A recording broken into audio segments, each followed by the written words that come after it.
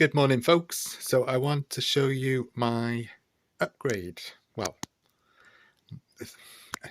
I've been a bit busy this morning. I got a bit bored, so I needed to kind of fill some time, and I wanted to enhance this warm zone section. I had some spare slate in the shed, which I've used to create this. And I haven't used any clay sand or anything to mortar it together. It's dry. It's a bit like a dry stone wall, which we have many of in Wales, and we also have lots of slate in Wales, so you can guess where I got this from. So basically I wanted to fill that space a bit so that he had better access to his UV rays, his UV bulb there, and just really provide some more hiding places, make it a bit more sort of, rocky, aridy, that kind of thing. So basically I mean, he already had some slate there to start with.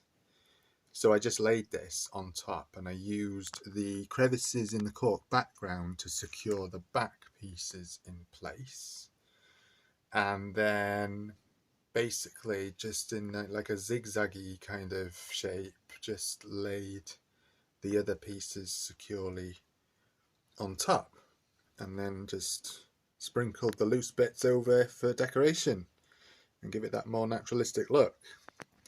So his domain, Mr. Jinx, is in that gap there. You can just sort of see in there. He loves it under there.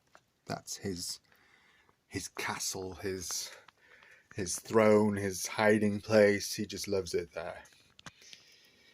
So I'm sure he's going to love this as well. So yeah.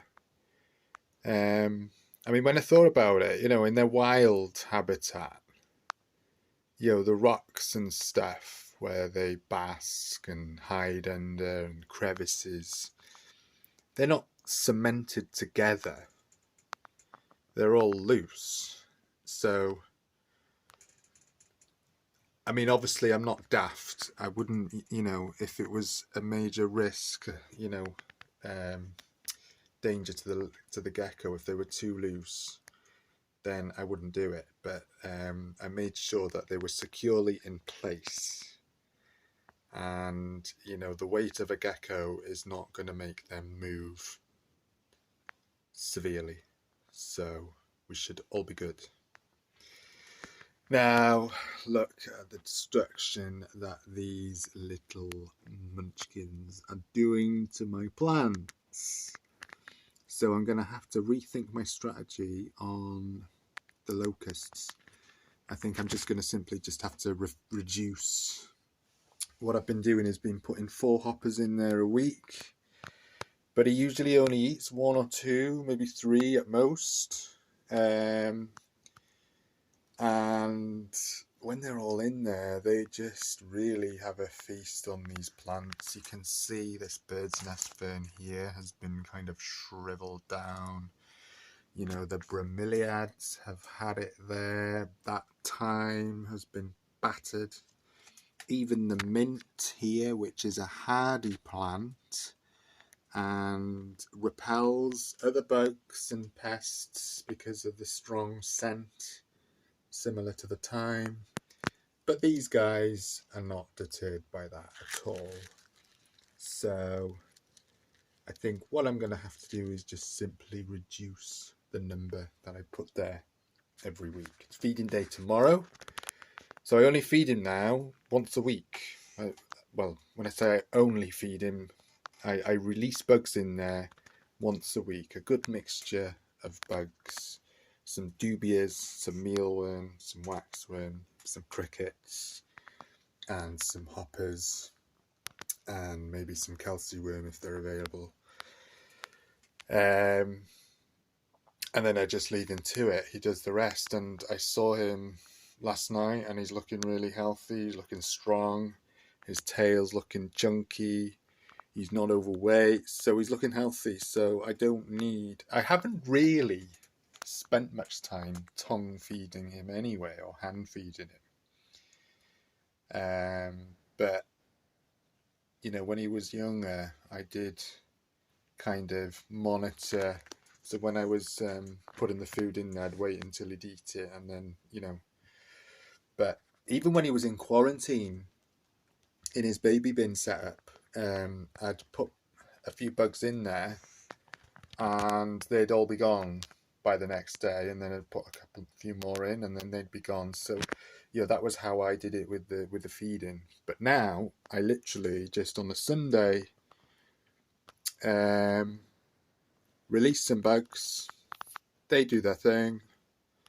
Some of them breed and populate, and the others get eaten, and it's all good.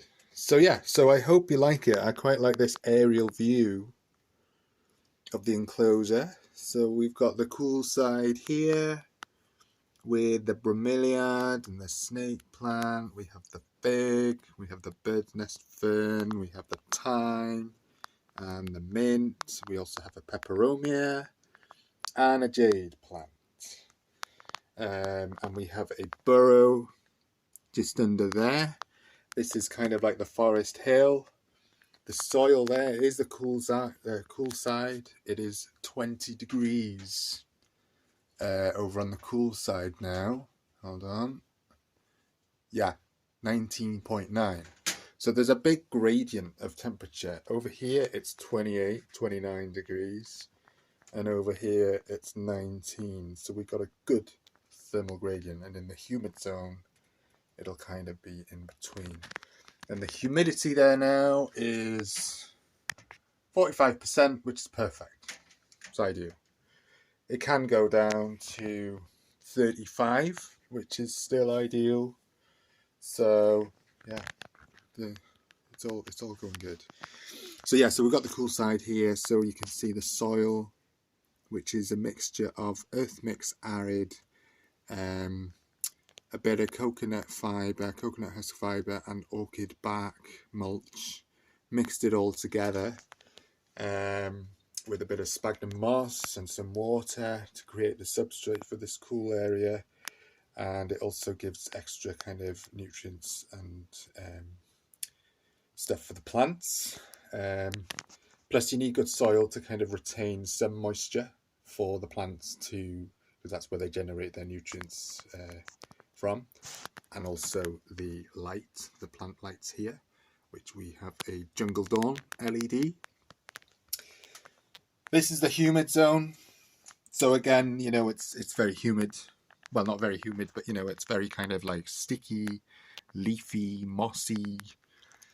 The soil is always damp, so it makes a great place for the lizard to shed and also provide some hiding places. We've got a burrowing network which links the humid zone to the cool zone.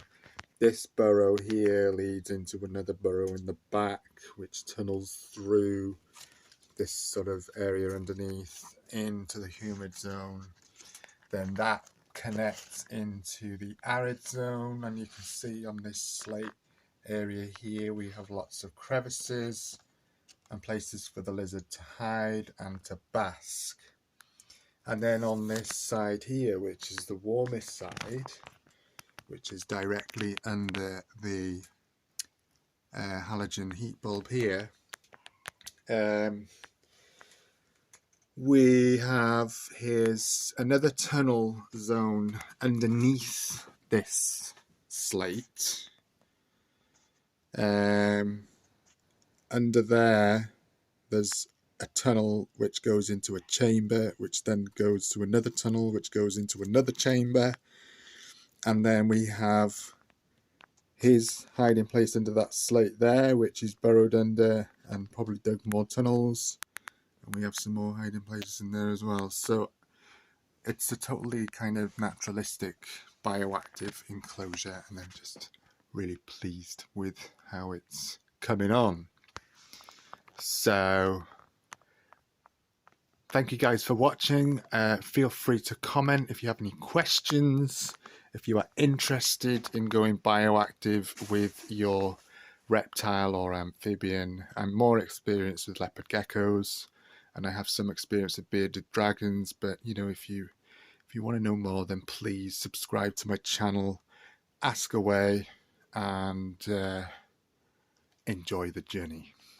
Thanks for watching, guys, and see you soon.